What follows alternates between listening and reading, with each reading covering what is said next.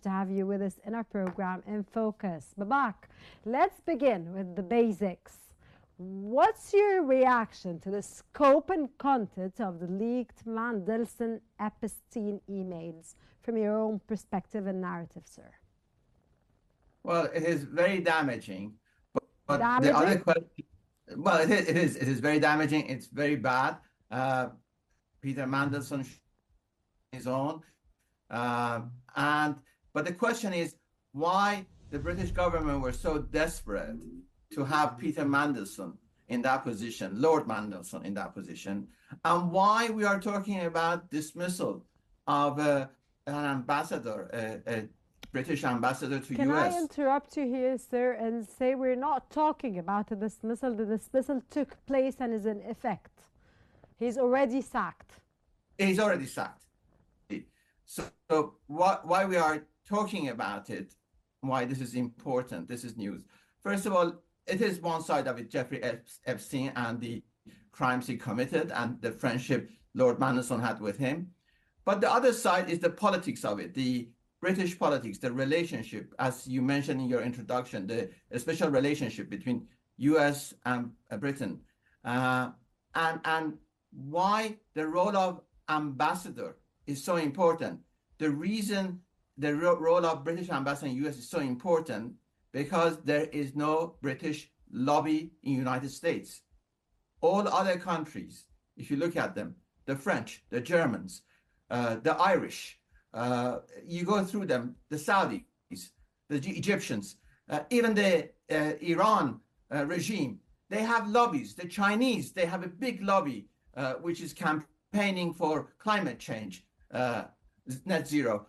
So you have all that, all those lobbies. The British, they don't actually have a lobby. It's one of the few countries that they don't have a lobby.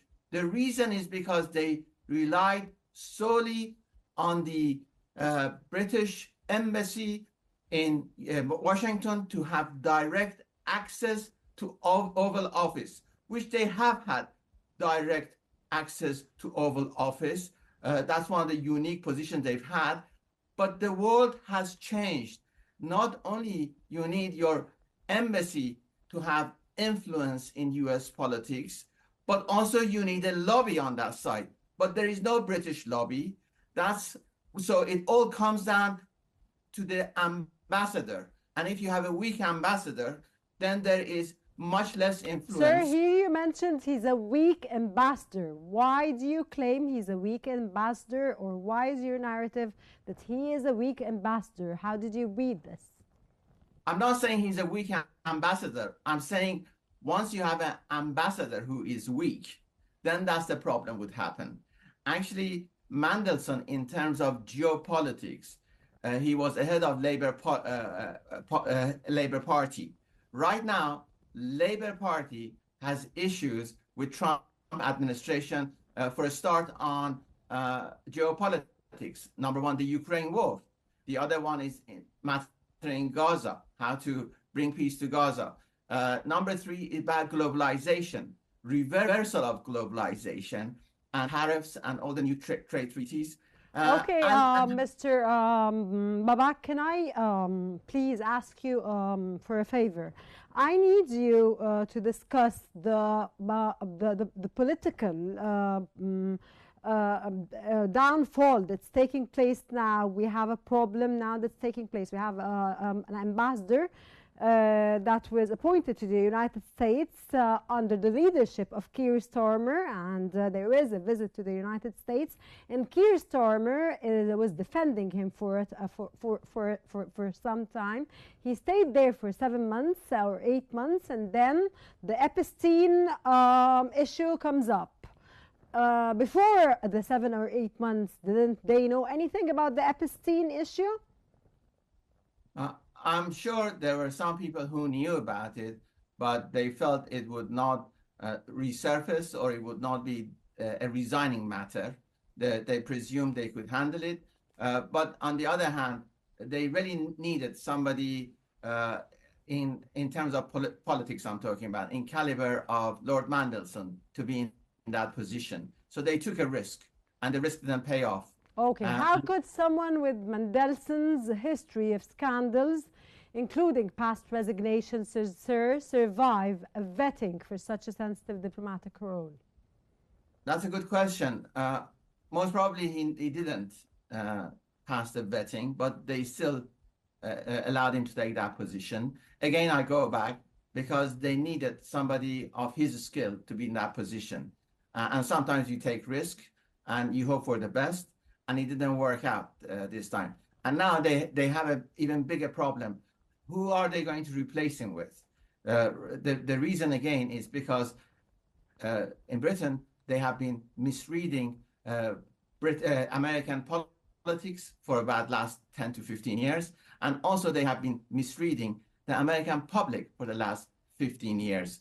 So they need somebody who understands, really understands US politics and also the US public. And that's where the problem comes. When you put it on one individual, on one ambassador, it's a very high risk strategy that the British have pursued since 1945. Do you believe the vetting process failed, or was information deliberately withheld or downplayed, sir?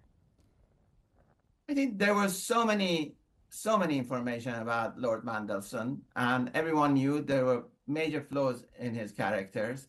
But on the other hand, he's a person who could deliver projects.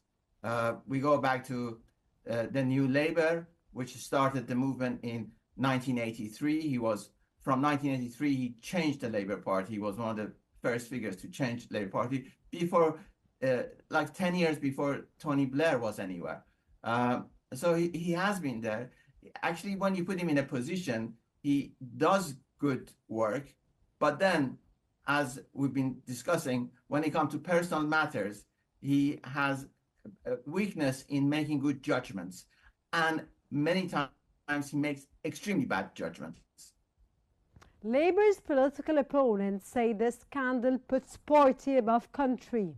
Is that a fair criticism, or are we witnessing political opportunism, sir?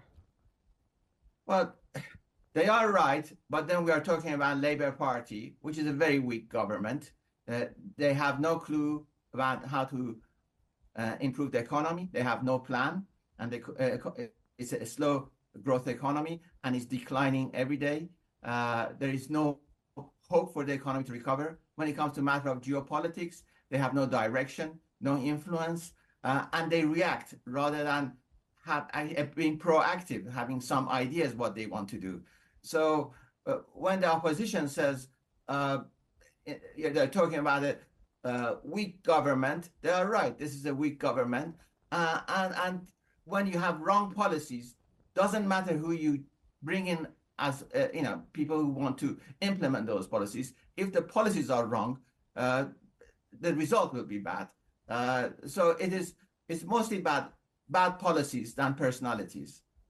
It's mostly bad policies than personalities. What impact does this have on Labour's broader credibility, sir, especially after a string of senior resignations and gaffes in Starmer's cabinet? Well, I predict there will be even more resignation soon. I presume that there will be even the Chancellor of Exchequer, Rachel Reeves, would be resigning soon.